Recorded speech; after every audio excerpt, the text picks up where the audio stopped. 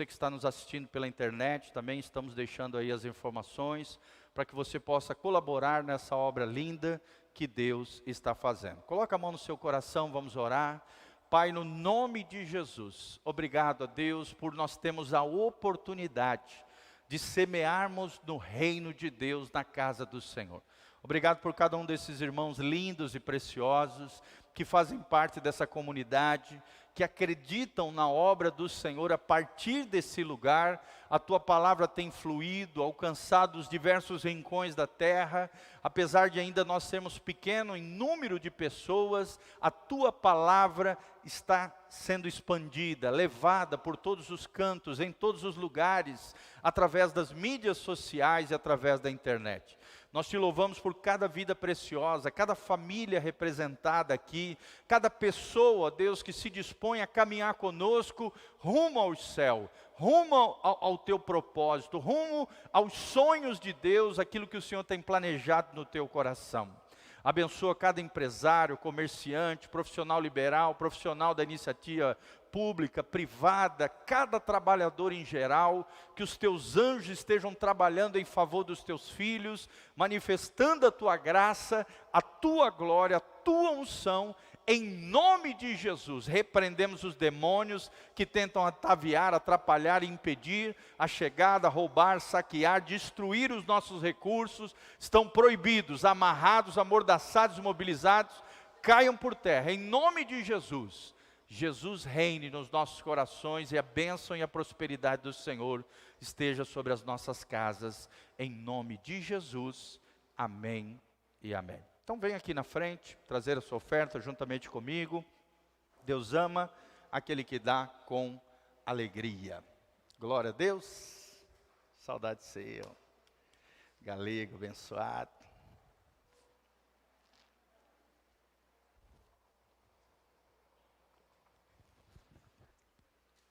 Que bom ver uns rostinhos lindos aí. Nós estávamos com saudade já de vocês, né? Glória a Deus. Irmãos, hoje nós vamos ter uma palavra especial de discernimento espiritual. O título da mensagem hoje, nós vamos estar projetando ali, é Combatendo o Espírito de Religiosidade. Queria que você abrisse comigo 1 Timóteo, capítulo 4, de 1 a 7. Combatendo o Espírito de Religiosidade. 1 Timóteo 4, de 1 a 7. Deus abençoe a sua vida, o seu coração. Você que está nos assistindo, continue conectado conosco através das redes sociais. Compartilhe, dá um like, dá um joinha, compartilhe com outras pessoas essa palavra em nome de Jesus. É uma palavra de discernimento, é uma palavra de sabedoria, para que você cresça, floresça no Senhor, desenvolva uma fé madura, uma fé prudente, uma fé sábia, e não permita que ervas daninhas, que são dardos inflamados do inimigo, setas, enganos, mentiras de Satanás, criem raízes dentro do seu coração, afetando a sua fé, a sua vida com Deus, e de alguma maneira abalando a sua comunhão com o Senhor. Se tem uma coisa terrível, querido, que existe em todas as igrejas, em muitos corações, se perpetuando em muitas vidas, é o espírito de religiosidade. A palavra religião vem de um termo latino chamado religare, que significa tentativa humana de se religar ou de se reconciliar com Deus. Mas a Bíblia Sagrada diz que só tem uma maneira de o ser humano se religar com Deus. Se religare com Dio, ou seja, com Deus, em italiano, em latim. Só tem um jeito. E esse jeito é através de Jesus de Nazaré. Amém? Quem entregou sua vida e seu coração para Jesus aí, levanta a mão. Se você nasceu de novo, irmão, você foi religado por Deus, com Deus. Você estava morto espiritualmente falando, Efésios capítulo 2, nós estávamos mortos nos nossos delitos, nos nossos pecados, mas eis que Jesus, em Cristo Jesus, Ele nos ressuscitou. Pela graça sois salvos, isso não vem de vós, é dom de Deus, para que ninguém se glorie diante do Senhor. E sabe, irmãos, a religião tem mais atrapalhado do que ajudado o cristianismo. Tem muita gente que pensa que cristianismo é uma religião.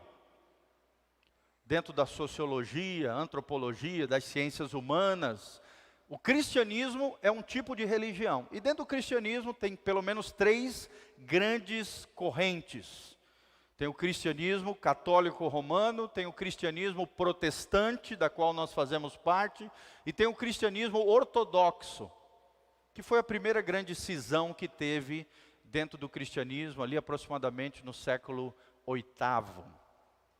Então, se iniciou com as igrejas primitivas, depois, a partir do século IV, houve uma fusão do Estado com a religião, surgiu a briga entre os bispos, querendo a primazia, surgiu o papado, a partir de então surgiu a Igreja Católica, mas no século VIII houve a primeira cisão por causa da idolatria.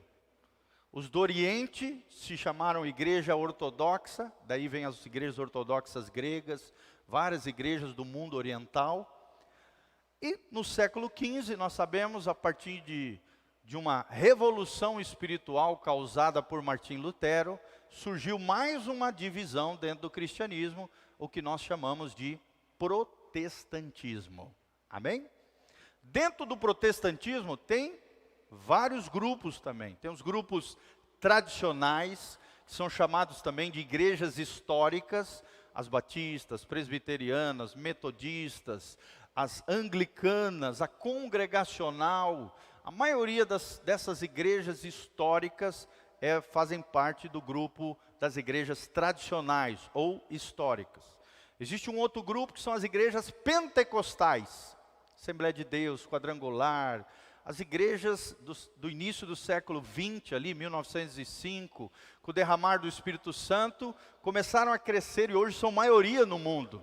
As igrejas pentecostais são maioria no mundo. Por exemplo, qual é a maior igreja protestante no Brasil? Quem vocês acham que é? Assembleia de Deus, exatamente. 4,5 milhões aproximadamente de assembleianos no Brasil. A segunda são os batistas, tem aproximadamente 1.700.000 seguidores, que já é uma igreja histórica. A partir de 1970, 1980, ali começaram a surgir o que os especialistas chamam de igrejas neopentecostais.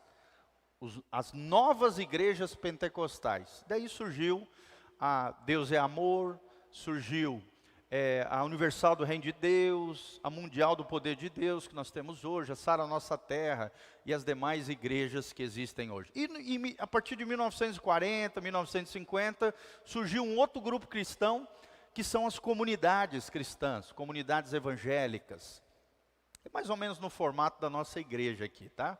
Por isso que muitas vezes vocês vão ver eu chamar a nossa igreja, Casa na Rocha, de comunidade. Porque o estilo da nossa igreja é estilo de comunidade. O que nos Estados Unidos é chamado de fellowship. Fala comigo, fellowship. Comunidades, tá? Em inglês, comunidades. É um movimento que começou a partir de 1940, 1950, cresceu principalmente na Argentina, em Buenos Aires. Deus mandou uns missionários para lá, e de lá se propagou por todo o Brasil. Já era muito forte nos Estados Unidos, o que eles chamam de fellowships, ou comunidades cristãs e evangélicas, tá bom? Glória a Deus. Mas para que falamos tudo isso, irmãos? Muitas vezes você sabe que nas diversas denominações existe um espírito de religiosidade, um espírito dessa tentativa humana de aproximação com Deus do seu jeito e não do jeito de Deus. Qual é o jeito de Deus, irmãos? É através de Jesus, é através da palavra. E qual é a tentativa humana? São os dogmas, doutrinas de homens, imposições ferrenhas, às vezes até daquilo que não tem na palavra, goela abaixo na vida dos irmãos, sem respaldo bíblico, que acaba transformando o cristianismo, que devia ser puro e simples, o evangelho simples e puro de Jesus de Nazaré, acabam complicando demais e atrapalhando aquilo que Deus quer fazer no meio do seu povo. Amém? Fala comigo, o espírito de religiosidade é uma praga no meio do povo de Deus.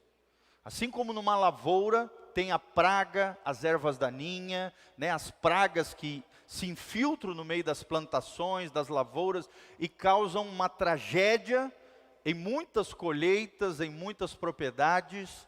Da mesma maneira, o espírito de religiosidade, se nós não vigiarmos, não cuidarmos e não compreendermos as coisas do reino de Deus, pode infectar, intoxicar o nosso coração e nos levar até a desviar da fé, que é o que se chama de apostasia. Fala comigo, apostasia é o desvio da fé, uma pessoa abandonar Jesus. Vocês terem uma ideia, irmãos, hoje no Brasil existem mais de 4,5 milhões de desigrejados. Pessoas que se dizem cristãos, mas não participam de nenhuma igreja. E isso é totalmente errado, biblicamente falando.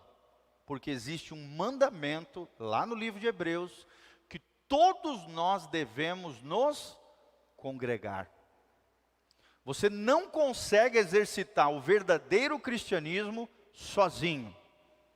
Não tem como, irmãos. A tendência é esfriar. Se você arrancar o dedo do pastor Giovanni e jogar lá no canto esse dedo, o que vai acontecer daqui a 30 dias? Primeiro que eu vou me machucar, né? Vou ter que suturar aqui, fechar a minha mão. Mas o que vai acontecer com o dedo que está lá? Hein? Vai apodrecer. Vai morrer. Por quê? Porque está desligado do corpo. E é no corpo onde há a vida. Mesma coisa se você fizer com uma planta. Arranca um galho de uma árvore e bota num canto. O que vai acontecer com aquele galho? Às vezes na hora parece que está vistoso, bonito, verdinho, engomadinho, bonitinho. Mas daqui a 30 dias vai estar apodrecido, destruído, morto. Assim é o crente que não se congrega. É o crente que não participa da comunhão, da koinonia com os irmãos. Não tem como, irmão, você vai morrer espiritualmente se você se afastar do corpo de Cristo.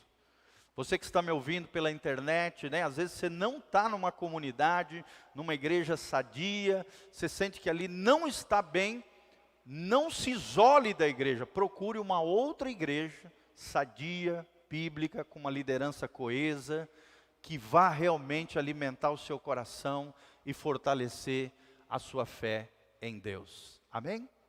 Nem todo dia você está bem, sim ou não? Tenho ensinado aqui desse altar. Haverá dias maus. Haverá o que os especialistas chamam da noite escura da alma. Tem dia que você vai precisar de um amigo, de um irmão, de um companheiro, de alguém para abrir o coração. Alguém para orar por você. Mas o que o diabo tem feito através do espírito de religiosidade é ferido pessoas, afastado pessoas do corpo de Cristo e através desse afastamento promovido a morte de muitos irmãos. Infelizmente, não seja assim, não caia nessa. Amém? Nenhuma igreja é perfeita, irmãos. Ela é formada de pecadores que se arrependeram e pela graça de Deus estão servindo ao Senhor. Quando você entrar numa igreja, por mais que pareça ser perfeita, a partir de então já não é perfeito, porque você é imperfeito. Então ela é formada de pessoas imperfeitas. Ela é um hospital de pessoas que foram feridas pela vida e que precisam ser curadas pelo poder de Deus. Amém? E uma das coisas que mais fere e arrebenta pessoas é o espírito de religiosidade. Olha o que diz Paulo em 1 Timóteo, capítulo 4, versículo 1. O texto sagrado diz, mas o Espírito, você pode ver que está com letra maiúscula, expressamente diz que nos últimos tempos, eu creio que é o tempo atual, apostatarão alguns da fé. Olha aqui que é o espírito de profecia. Paulo já estava vendo os nossos tempos, os tempos do fim, que muitos abandonariam a fé. Nos tempos de Paulo já tinha isso, mas hoje muito mais. Irmãos, 4,5 milhões no Brasil, desigrejados. Apostatarão da fé, dando ouvidos a espíritos enganadores. Será que tem espíritos enganadores hoje, irmãos? Sim ou não? Demais da conta.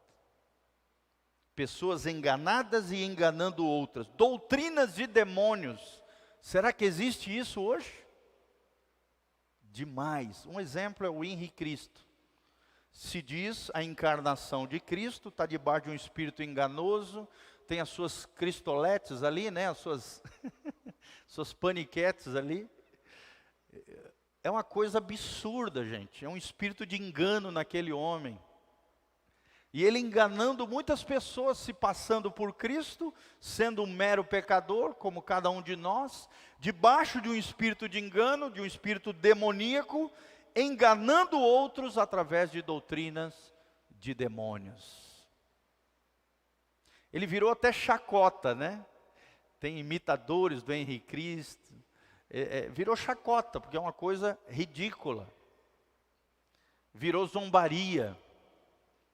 São espíritos enganadores, são doutrinas de demônios. Olha o que diz o versículo 2. Pela hipocrisia de homens que falam mentiras.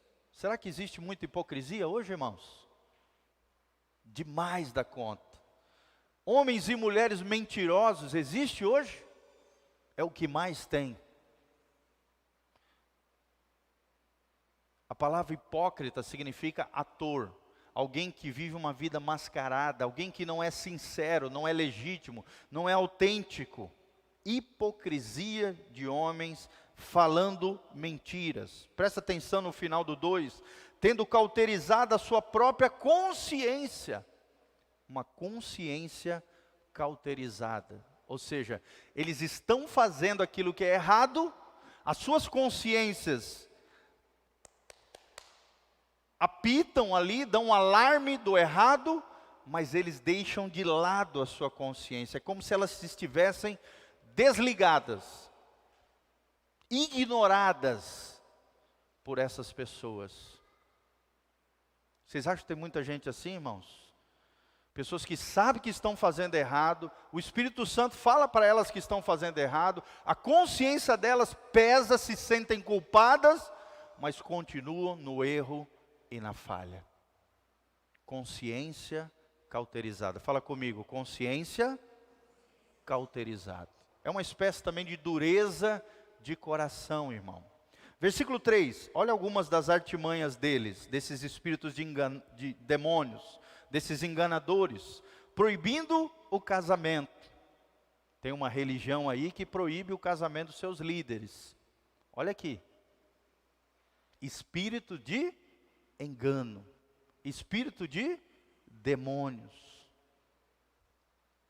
Não que não se possa ficar solteiro, tá, irmãos? Se você quiser, por decisão, ficar solteiro, beleza. Só não pode impor e proibir outras pessoas de se casar, como se isso fosse algo espiritual. Ser solteiro é tão espiritual quanto estar casado. Amém?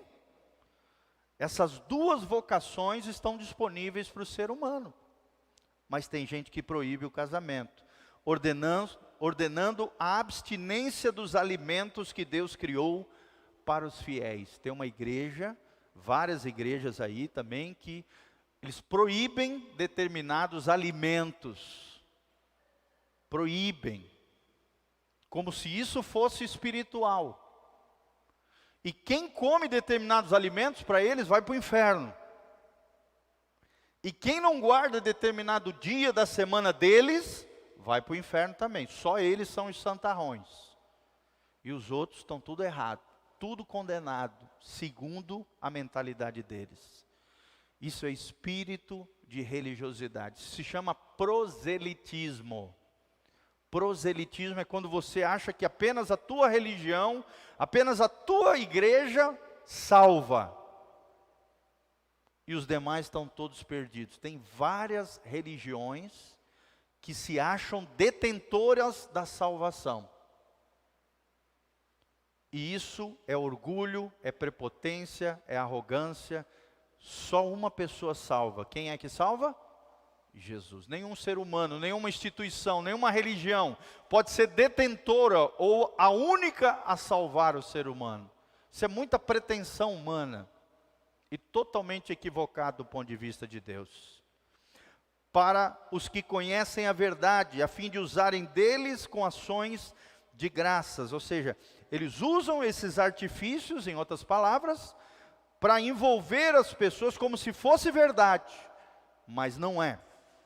São enganos e espíritos de demônios. 4, porque toda criatura de Deus é boa, e não há nada que rejeitar, sendo recebida com ações de graça. Em outras palavras, Paulo está dizendo, todo o alimento vem de Deus. Você pode comer à vontade, é claro, de forma moderada, né? Obviamente, senão surge um outro pecado chamado glutonaria, que é comer demais. Assim como existe a bebedice, que é beber demais, existe a glutonaria, que é comer demais. Então, de forma moderada, irmãos, todos os alimentos podem ser comidos, são feitos para a glória de Deus, devem ser orados em cima deles. Senhor, santifica, Senhor, purifica esses alimentos, abençoa, obrigado por abençoar a minha mesa com esse alimento maravilhoso e vai para a glória, irmão, em nome de Jesus, amém? Por exemplo, tem gente que não come frutos do mar, que desperdício, coisa maravilhosa, irmãos. Ontem mesmo saí com a Sofia um pouquinho, fomos comer uns sushizinhos com camarão, que maravilha, coisa boa, que Deus criou, para o nosso deleite. Então, irmãos, com moderação, coma tudo aquilo que Deus criou, é espiritual. Se você orar, abençoar com ações de graça, Deus, olha o que diz o 5, porque pela palavra de Deus e pela oração é santificado o alimento. Daí a importância de nós orarmos na nossa casa pelos alimentos. Além de nós invocarmos a presença de Deus no nosso lar, na nossa família, na hora do almoço, na hora do jantar, no café da manhã, você está abençoando o alimento e reconhecendo como uma dádiva divina. Faça isso, que os seus filhos vejam você fazer isso, abençoando o alimento, agradecendo a Deus, reconhecendo que toda boa dádiva, todo dom perfeito, todas as bênçãos vêm de quem? Do nosso Pai Celestial. Amém? Quem vai agradecer a Deus pelo alimento? Faça isso, irmão. Santifica, purifica, Senhor, o alimento em nome de Jesus. 6, propondo estas coisas aos irmãos, serás bom ministro de Jesus Cristo, criado com a palavra da fé, com a boa doutrina que tens seguido. Amém? Quem quer seguir uma boa doutrina aqui? Levanta a mão. Uma doutrina que seja respaldada na Bíblia, e não inventada por homens. Nada disso, isso é espírito de religiosidade. E por último, Paulo termina dizendo, mas rejeita as fábulas profanas. O que eram isso? Histórias, lendas, histórias antigas e de velhas, e exercita-te a ti mesmo na piedade. A piedade aqui pode ser trocada por amor, exercita-te no amor, ou então a piedade também é uma palavra usada para consagração. Exercita-te na consagração. Exercita-te na santificação diante de Deus, porque isso é que é verdadeiramente espiritual. Amém? Então nós vamos falar sobre isso, 4 características do espírito de religião. Quais são as 4 marcas do espírito de religião? Eu quero que você olhe para dentro de você, se você não tem uma dessas marcas, querido, que está infectando o teu coração, intoxicando a tua vida, abalando o teu relacionamento com Deus, Presta atenção, quais são as 4 características do espírito de religião. Primeira característica é a apatia. A apatia é a primeira marca do espírito de religião. O que é isso? É um crente que tem falta de energia. É um cara que tem insensibilidade com as coisas espirituais. Deus fala, ele não escuta. O Espírito Santo testifica, ele não está nem aí. Apatia, irmão. Frieza diante das coisas espirituais. Como tem gente fria hoje. Não está nem aí para as coisas de Deus. Fria espiritualmente falando. Como tem gente invertendo as prioridades. Hoje tu vê pessoas fazendo de tudo, menos vindo na igreja. Menos buscando ao Senhor. E o que a Bíblia ensina? Buscai em primeiro lugar o reino de Deus. E todas as outras coisas vos serão acrescentadas. Priorize a Deus vindo na igreja. Priorize a Deus no seu tempo devocional. Priorize a Deus orando todos os dias, lendo a palavra, buscando ao Senhor. Dedique tempo ao Senhor. Aquilo que você prioriza é porque é importante para você. Por exemplo, tem muita gente que fica horas e horas na rede social. Sim ou não? O brasileiro tem a maior média de rede social do mundo. Por isso que o Facebook, Instagram, WhatsApp faz maior sucesso aqui. É um dos maiores mercados mundiais, se não é o maior. O brasileiro gasta em média, segundo os especialistas, 5 horas e meia por dia de rede social. E não ora 10 minutos. Não, sequer meia hora. Não lê a Bíblia. Tem gente que só lê a Bíblia quando vem na igreja. Irmão, está errado isso. Priorize aquilo que é importante. Se Deus é importante, Ele tem que ter o primeiro lugar do teu dia. As primícias. Está tomando café? Abre a Bíblia. Lê um devocional. Ora com a sua família. Priorize a Deus, irmãos. Porque o espírito de religião, ele tenta girar frieza diante das coisas espirituais. E inverter as prioridades na sua vida. É uma espécie de infiltração também de conceitos mundanos, porque quem não se enche de Deus, se enche do lixo desse mundo. Sim ou não? Sim. Se você não se encher de Deus, você vai se encher das bagulhadas desse mundo. Da poluição, da sujeira, das abobrinhas, das malícias. Sai disso, meu irmão, não deixe infiltrar na sua vida conceitos mundanos, filosofias equivocadas. Nós vemos hoje muitos cristãos vivendo filosofias que são estilos de vida contrários à palavra de Deus. Porque o mundo já está impregnado aqui, ó, na mente. Fala comigo, pensamento, comportamento, hábitos, caráter e destino. Tudo começa com um pensamento. Se o diabo roubar o teu pensamento, irmão, ele vai deteriorar o teu comportamento, vai criar maus hábitos em você, vai deformar o teu caráter e vai te lançar no destino infernal. Mas onde é que começa esse processo? No pensamento. É aqui que começa toda a bagunça diabólica. Ele quer tomar cativo o teu pensamento, porque daí ele muda o teu comportamento, cria maus hábitos, deforma o teu caráter e te lança como destino o inferno. Fala comigo, pensamento, comportamento, hábitos, caráter e destino. Nunca mais se esqueça disso, tudo começa aqui. Provérbios diz, assim como é a alma do homem, assim ele será. A alma fala de mente, pensamentos, coração. Lembre-se o que disse Jesus, sobre tudo que se deve guardar, guarda o quê? O teu coração. E é nele que o diabo quer gerar apatia, inquietação. Nós vemos um bando de inquietos hoje, pessoas incomodadas diante das coisas de Deus. Às vezes eu vejo aqui na igreja, irmãos, pessoas que não estão nem aí.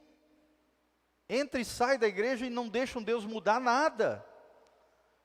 Você tem que vir para a igreja para ser mudado, para ser transformado, para sair daqui quebrantado e dizer: Senhor, eu preciso mudar. Tem gente que vem na igreja para aprender, para ter bala na agulha para acusar os outros. Não, irmão, a palavra é para você, é para mim, é para nós. Amém? Não é para apontar o dedo para os outros. Não é para criticar os outros. É para mim, é para o meu, para o seu coração. Então abra o coração para aquilo que Deus quer fazer. Amém? Segunda marca do espírito de religiosidade, meus irmãos. Indiferença. Fala comigo, indiferença. Bem alto, indiferença. Isso. O que é indiferença, meus irmãos? É a falta de cuidado, a falta de zelo, que é a mesma coisa que cuidado, é um desprezo, uma frieza e uma insensibilidade também. É aquela pessoa que fala: para que servir a Deus? Estou tão bom assim? Para que eu vou servir a Deus se eu posso usufruir das coisas do mundo? A Bíblia diz: aquele que ama o mundo, o amor do Pai não está nele. Então não podemos nos deixar infectar pela indiferença, pela frieza, pela falta de cuidado. Tome cuidado, meu irmão. Cuidado ao ir, à igreja, os cultos, as programações. Tome cuidado para manter as suas disciplinas espirituais, a oração, o jejum, a palavra, a comunhão, o serviço. Tome cuidado, não seja indiferente quanto à necessidade dos irmãos. Se algum irmão está passando por uma necessidade, nós que somos os domésticos da fé, temos que ajudar eles primeiro. Tem gente que ajuda todo mundo, menos os irmãos. Em primeiro lugar, nós temos que ajudar a nossa família, porque a Bíblia diz que quem não cuida dos seus é pior do que o descrente. Em segundo lugar, nós precisamos ajudar os nossos irmãos da fé. E em terceiro lugar, se sobrar tempo e recursos, aí sim, ajudar todas as pessoas que passam por alguma necessidade. Mas tem uma escala de valores. Minha família, os irmãos da fé e aí as demais pessoas. Todos são importantes, é claro. Só que o mais importante é ajudar os seus irmãos, a sua família, aqueles que são mais próximos. Tem gente que é indiferente, não consola ninguém, não ora por ninguém, não aconselha ninguém, até porque não tem o que dar para os outros. Não busca Deus, não tem a palavra de Deus, não consegue ter o que dar para os outros. Irmãos, todos nós podemos dar algo para alguém, sim ou não? Nosso tempo, os nossos recursos, o nosso ombro para chorar, a nossa mão para ajudar. Todo mundo pode servir a Deus servindo as pessoas. Até o ímpio pode servir a Deus. Sabia disso? Até um ímpio pode ser usado nas mãos de Deus. Tem vários exemplos na Bíblia. Vários. Até um ímpio, movido pelo Espírito Santo, sem ser crente, sem ser filho de Deus, pode ser usado para a glória de Deus. Pode. Deus usa quem Ele quiser. Deus faz o que Ele quiser. É ou não é, irmãos? Eu não estou falando, é claro, de palavra, de pregação, de ministração. Estou falando de ser usado em alguma coisa que Deus queira fazer. Sim. Por exemplo, quando eu fui estudar no México, eu tinha uns recursos muito escassos. Nós estávamos vivendo uma situação bem complicada como família. E eu era professor de informática de um dono de um posto. E esse dono de posto era um budista. Não era crente, era um budista. Inclusive já tinha ido para a Índia. Ele venerava um mestre hindu lá terrível. Chamado Sadhu Sundar... Não, Sai Baba o nome do cara. Um cara terrível lá, endemoniado. E o cara era budista e meio que misturado com hinduísmo, aquela confusão toda. E quando eu estava indo para o México, Deus tocou no coração daquele homem. E ele me deu uma oferta de $300. Deus usando um ímpio para ajudar um menino que estava indo de missões para o México. Deus pode usar, irmãos? Sim ou não? Pode. 70% dos ar-condicionados foram dados por pessoas de fora da igreja. Deus faz. Deus usa quem Ele quiser para abençoar você. Amém? Amém, irmãos? Vocês creem nisso? Então tome cuidado com a indiferença. Não seja indiferente aos irmãos. Não seja indiferente à sua igreja, aos projetos, aos ministérios, ao sustento. Não seja indiferente. Indiferença significa insensibilidade. A terceira marca do espírito de religiosidade, irmãos, é a dúvida. Fala comigo, dúvida. Satanás vai fazer de tudo para você duvidar. Porque ele sabe do poder da fé. A fé é como se fosse uma chave de luz que nos liga ao poder de Deus. O poder de Deus é energia, mas tem uma chavinha, como esse ventilador, por exemplo. A hora que eu ligo ele, a energia faz o motor girar. Sim ou não? A fé é esse botãozinho que liga você ao poder de Deus e faz movimentar a tua vida debaixo do poder de Deus. Faz você manifestar a glória de Deus, o milagre, o sobrenatural. As coisas começam a acontecer na sua vida. Amém? Só que o diabo sabe do poder da fé. O diabo sabe que o justo viverá pela fé. O diabo sabe que a oração de um justo pode muito em seus efeitos. Então ele vai fazer de tudo para gerar dúvida no seu coração. Lembre-se das palavras de Paulo. Nos últimos dias haveriam espíritos enganadores que, se possível, enganariam até os eleitos. Doutrinas equivocadas, espíritos de engano e doutrinas de demônios. A dúvida é essa tentativa de Satanás. O que é a dúvida? A palavra dúvida significa suspeita, receio, dificuldade para acreditar. Um ponto ainda não decidido, como tem crente indeciso. Uma crença vacilante, como tem gente com uma crença vacilante. Porque duvida. Tiago 1,7, a Bíblia diz, se alguém é falto em sabedoria, peça a Deus, que Ele vai derramar sabedoria sobre vocês. Amém? Mas o autor continua dizendo, mas peça sem duvidar, crendo que Deus vai dar. Porque aquele que duvida é como uma onda do mar, vacilante. Não pense que conquistará do Senhor nada, se duvidar.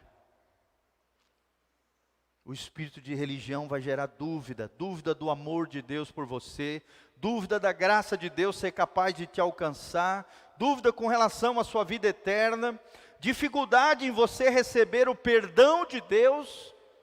Quantos aqui já ouviram Satanás dizer no seu ouvido, ah, isso aí Deus não vai perdoar não, isso aí que você fez é muito grave, é imperdoável, fazendo você duvidar do perdão de Deus, fazendo você duvidar do amor de Deus. Tem gente que duvida dos irmãos quanto às motivações, aí fica isolado, ilhado. Tem gente que duvida da ajuda das pessoas, de um coração sincero, de um apoio, de uma aproximação de alguém. Tem gente que duvida da liderança, duvida da capacidade, da unção do seu líder, muitas vezes movido por um sentimento de orgulho e de altivez. Irmão, tem gente que pensa que sabe mais do que o líder. O cara ficou anos estudando a palavra, daí o cara chegou hoje na fé, assistiu uns videozinhos na internet, já pronto, já sei mais que o meu pastor. Meu irmão, para com isso. cara está cheirando a leite ainda, acabou de trocar as fraldas na fé. Não é assim. Todos nós, é claro, podemos ensinar uns aos outros, amém? Os que têm mais maturidade, aos mais novos, mas assim, não pense porque você chegou agora, você já sabe tudo de Deus. Ninguém sabe tudo de Deus. Nós temos uma mente limitada, finita, com fim. E Deus é infinito, ilimitado, eterno. Você vai ficar a vida toda aprendendo de Deus e não tem fim esse conhecimento. Não cabe na sua cacholinha, na sua cabecinha, o tamanho e a grandeza do conhecimento de Deus. Não pense que você sabe tudo. Não, você não sabe, irmão. Eu estou anos e anos, 23 anos estudando sobre as coisas de Deus e sempre tem algo novo para aprender. Amém? E como é que eu aprendo? Com irmãos. Irmãos mais maduros, às vezes mais novos. Às vezes até com uma criança você pode aprender de Deus. Sim ou não, irmãos? Contei aquele exemplo, né? Uma vez fui orar pelo meu filho. Não, eu estava dando um remédio para o meu filho. Peguei lá o remédio. Ele, papai, eu estou com dor de cabeça, tal. Aí eu peguei lá o remédio, fui dar para ele. Ele falou, não pai, não quero remédio. Eu quero que o senhor coloque a mão na minha cabeça e ore por mim. Olha só. Foi um tapa de Jesus na minha cara. Não que você não possa dar remédio, tá, irmãos? Vocês estão me entendendo, né? Mas ali, olha a fé daquela criança. Papai, antes do remédio eu quero receber uma oração. A simplicidade de uma criança para te ensinar algo de Deus. Quem vai aprender aqui com uma criança, com qualquer pessoa, todos nós podemos aprender, irmãos. Não pense que você sabe tudo. Tem dúvida, né? Das denominações, das igrejas, das organizações, dos ministérios, e acaba sendo um desigrejado. Eu digo com convicção, irmão, desigrejado é caminho de morte. Fala comigo, desigrejado é caminho de morte. Eu falo com toda a convicção do mundo, desigrejado é caminho de morte. E é claro que nós temos que amar essas pessoas, trazer para perto. Às vezes são pessoas feridas, machucadas com o próprio ministério, com outras igrejas, outros lugares. Mas com a graça de Deus, com a revolução do amor, vamos conquistá-los e trazê-los para cá. E criar nesse lugar um ambiente de cura, um ambiente de restauração, um ambiente de acolhimento, de amor, onde as pessoas sejam curadas. Através de quem? Através de nós. Amém? Quem aqui já foi ferido na igreja? Eu sou o primeiro a levantar a mão, irmão. Eu já levei pelo menos umas 2 grandes lambadas. Mas eu não desisti do corpo de Cristo. Eu não desisti de Cristo. Porque a minha fé não está baseada em homens nem mulheres. Está baseado no Filho de Deus. No descendente de Davi, no Messias Hamashia, no Messias prometido a Israel. E por último, irmão, a 4ª marca ou característica do espírito de religião é a incredulidade. Fala comigo, incredulidade. O que é incredulidade? É a descrença, é o ateísmo, que é aquela pessoa que diz que Deus não existe, eu não creio em Deus. Existe um outro movimento chamado agnosticismo. O que é o agnosticismo? Agnos. É aquela pessoa que diz, olha, talvez até exista um Deus, mas esse Deus eu acho que ninguém conhece e nem eu quero conhecer. Então deixa ele para lá.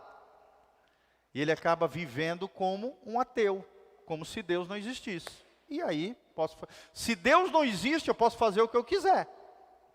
Se não existe um juiz da qual eu vou ter que prestar conta da minha vida, eu posso viver a vida do meu jeito. Não há moral, não existe moralidade, não existe ética. Cada cabeça uma sentença, cada cabeça é o guia, né, da sua vida. Agnosticismo é muito comum hoje, principalmente no Brasil, tá? Porque no Brasil é feio você dizer que não acredita em Deus, sim ou não? Então os agnósticos, eles se saem bem, porque eles falam, não, eu acredito que até pode haver um Deus, mas eu não estou nem aí para Deus. Não quero conhecê-lo, não quero ser conhecido por ele, deixa ele para lá. Agnosticismo, incredulidade, repugnância em crer. Será que isso vai mudar a minha vida? É às vezes o que o diabo lança no teu coração. E essa incredulidade pode se manifestar de diversas maneiras. Por exemplo, dificuldade diante das dificuldades da vida, das lutas emocionais, financeiras, familiares, saúde, Satanás vai tentar plantar a incredulidade no seu coração. Incredulidade diante das pregações, dos ensinos, das exortações, porque o cara já acha que sabe tudo. Isso é um perigo, irmãos. Eu preciso vigiar, você precisa vigiar, amém? Tem gente que começa a ouvir uma pregação, o cara fala, isso eu já sei. Já desliga a cabecinha. E não se abre para aquilo que Deus às vezes precisa falar para você. Você desliga uma chavinha, quem desliga é o cão, é o diabo, é Satanás. Ele desliga uma chavinha e diz, não, isso eu já sei. E gera incredulidade no seu coração. Incredulidade diante das manifestações do Espírito Santo, do mover de Deus. Ele acha que o Espírito Santo só vai ser do jeito que ele acha que tem que ser. Coloca o Espírito Santo numa caixinha dele. Tenta limitar o que o Espírito Santo quer fazer. E às vezes acaba criticando, julgando. E cuidado, meu irmão, para não cair na blasfêmia contra o Espírito Santo. O que é a blasfêmia contra o Espírito Santo? É o único pecado imperdoável na Bíblia Sagrada. Blasfêmia contra o Espírito Santo é atribuir ao demônio, ao diabo, algo que Deus está fazendo. Amém? Foi o que aconteceu com Jesus. Jesus estava expulsando um demônio de um cara, e o cara foi liberto, e os fariseus, escribas, herodianos, né, os religiosos ali, os saduceus, falaram, não, Jesus está expulsando através do espírito de Belzebu, o príncipe dos demônios. E aí Jesus se levanta e fala, olha, se você quer ofender a Deus e a Jesus, esse pecado é perdoável. Mas ai daquele que blasfemar contra o Espírito Santo. Esse pecado é imperdoável. Não adianta chorar, não adianta se esparramar, não adianta fazer 10.000 jejuns.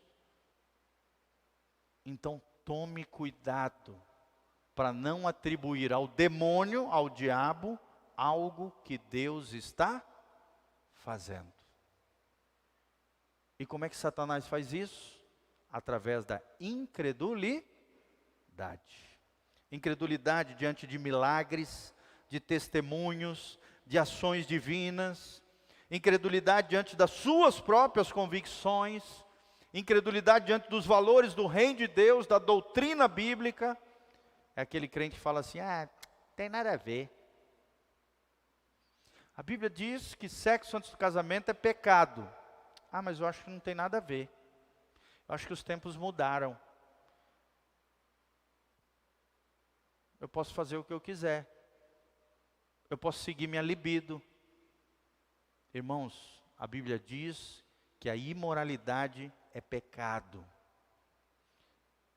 1 Tessalonicenses capítulo 4, versículo 3, a Bíblia diz, e esta é a vontade de Deus. 2 pontinhos, a vossa santificação, que vos abstenhais, ou seja, diga não à imoralidade sexual. E que cada um de vós saiba possuir o corpo um do outro com santificação e honra, sem defraudação. O que é defraudação?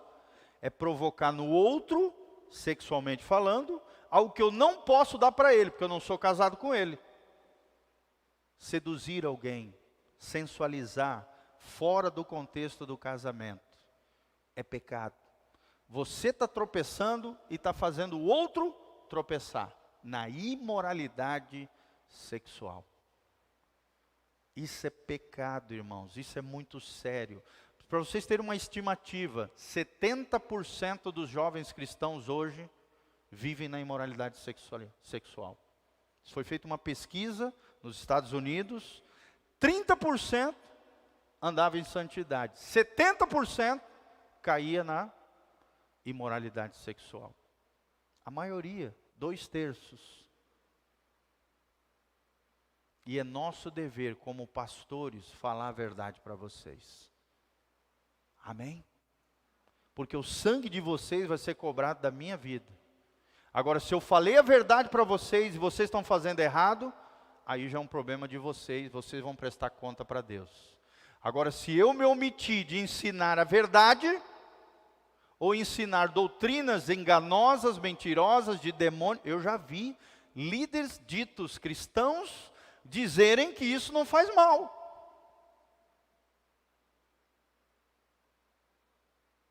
Endemoniados, espíritos enganadores, doutrinas de demônios, que nos últimos dias seriam enviados, se possível fosse, enganando até os eleitos, os que se dizem filhos de Deus, mas não são.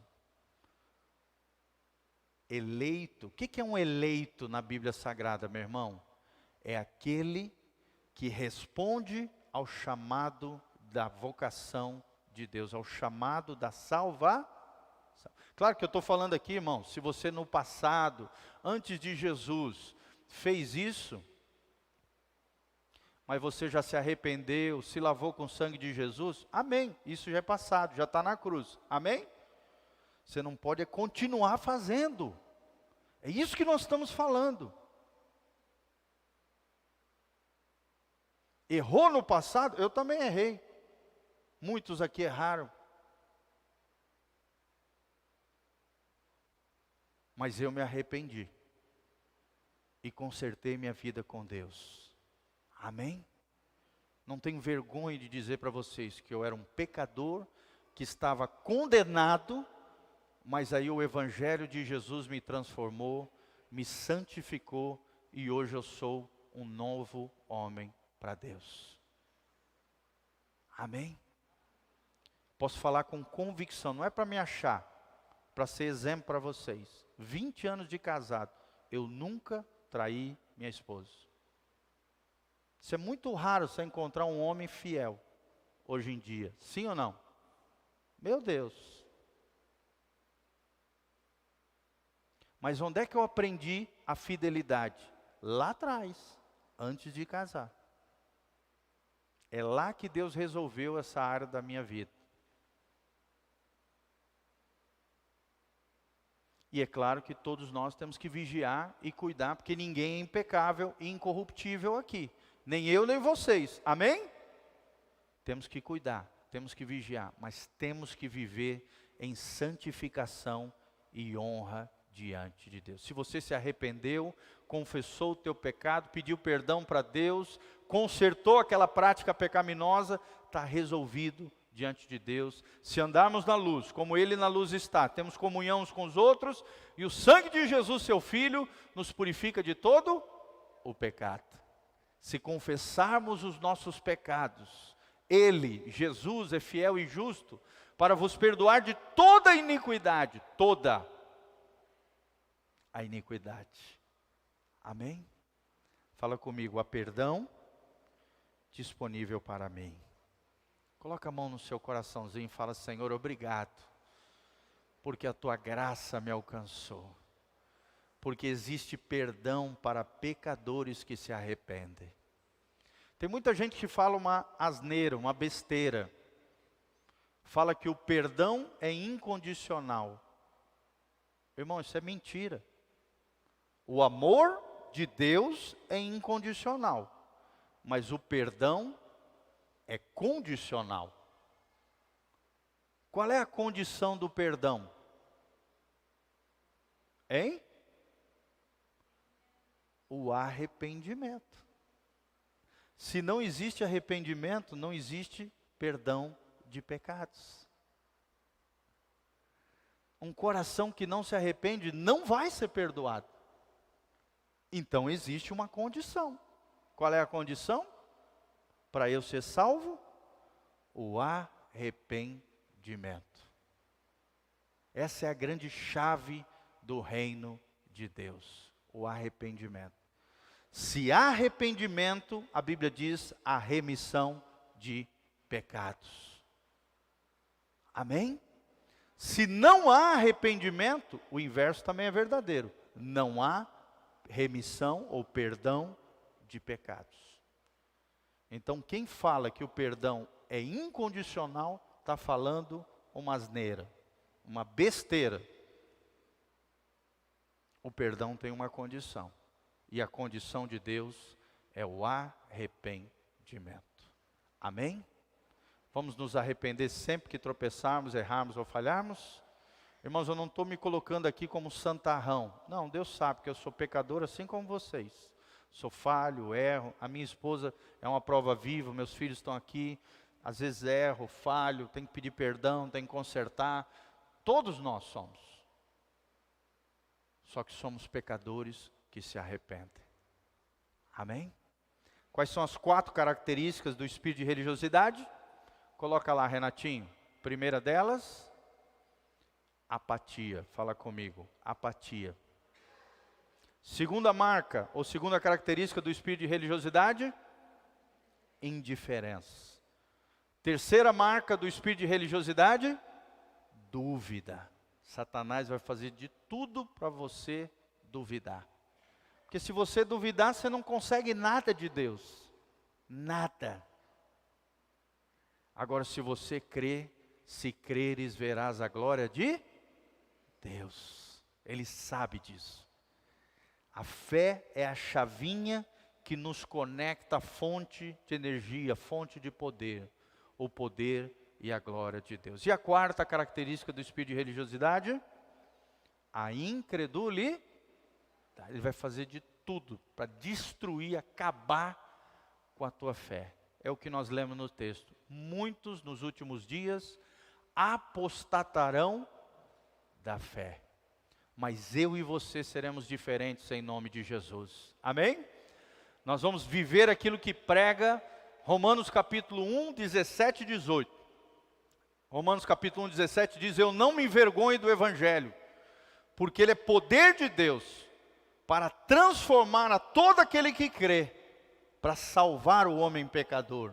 Primeiro o judeu, depois o gentio. E no final ele diz assim: mas como está escrito, o justo viverá pela fé. Amém? Fica de pé comigo, coloca a mão no seu coração, fala: eu vou viver pela fé. Então, irmão, você está aqui não é para seguir uma religião, não. Você está aqui para seguir o estilo de vida de Jesus. Eu sempre gosto de falar, cristianismo não é religião. Cristianismo é o estilo de vida de Jesus. Quantos querem viver o estilo de vida de Jesus? Amém? Então feche seus olhos, vamos orar. Louvado seja o nome do Senhor. Senhor, obrigado pela tua palavra nessa noite. Obrigado porque a tua palavra nos traz discernimento. Senhor, nós não queremos religião, nós queremos relacionamento com Jesus de Nazaré. Senhor, nós não queremos o cristianismo como um fenômeno religioso, não, nós queremos o cristianismo como estilo de vida de Jesus.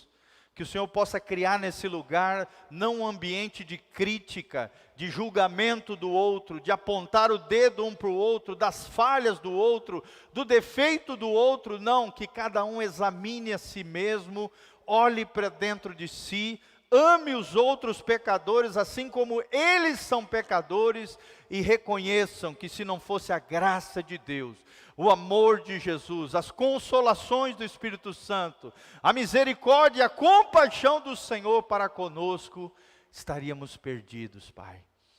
Ó Deus, elimina do nosso coração essa toxina chamada hipocrisia, engano, mentira, vãs filosofias, doutrinas de demônios, espíritos enganosos, saiam desse lugar, em nome de Jesus.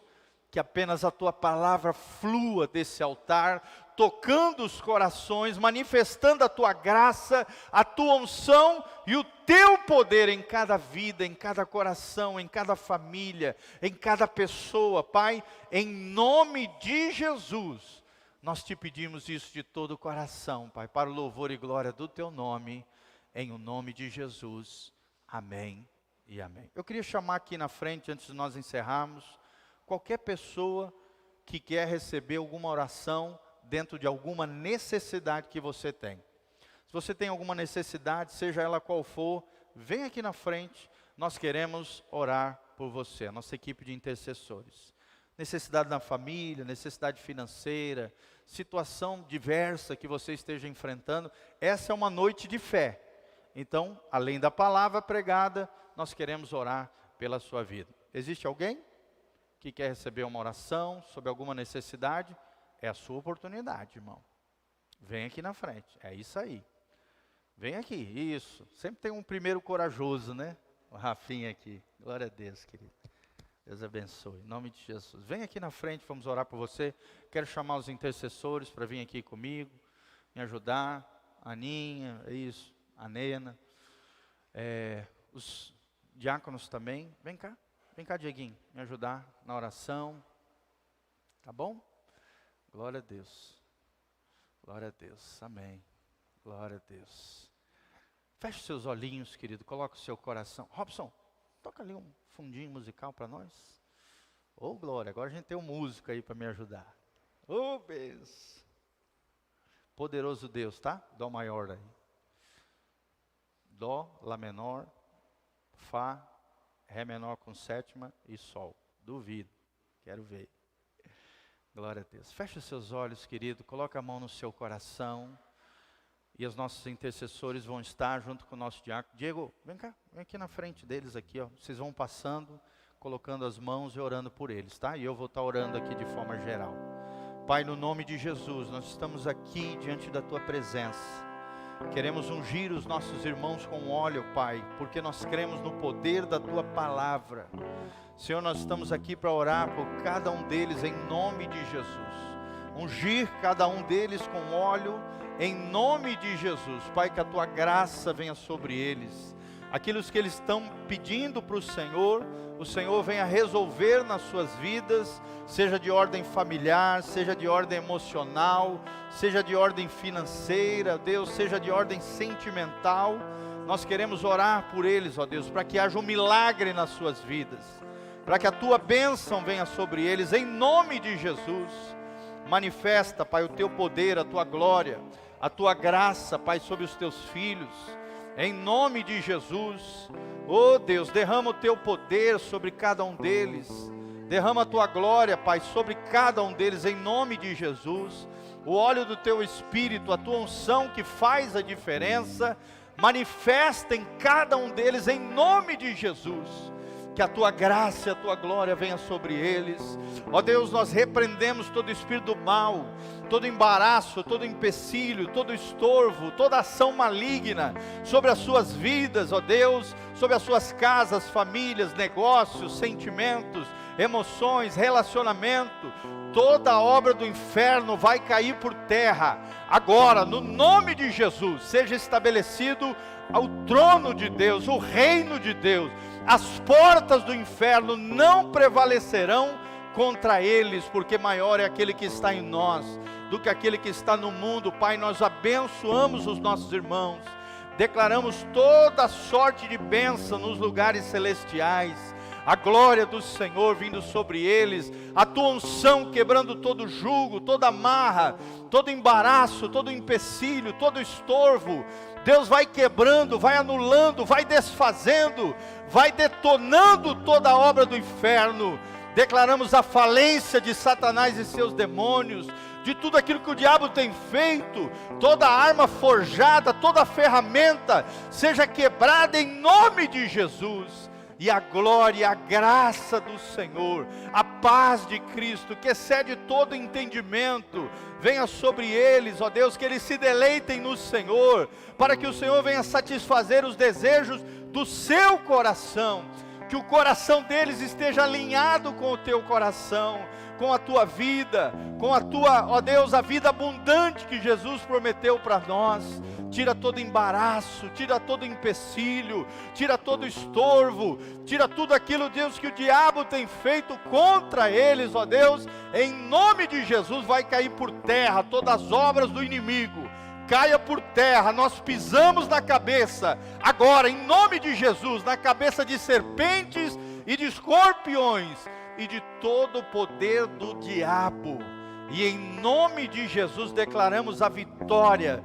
do Senhor Jesus sobre cada um deles, a graça do Senhor, a unção do Senhor, a bênção do Senhor, a manifestação do Senhor. Nós cremos, Pai, o justo viverá pela fé, e pela fé, crendo, nós veremos a ação de Deus, a glória de Deus, a unção do Senhor. Conserta, Pai, tudo aquilo que tiver de errado nas nossas vidas, alinha o nosso coração com o céu, vivifica a Tua obra, Pai, e a vida de cada um dos meus irmãos.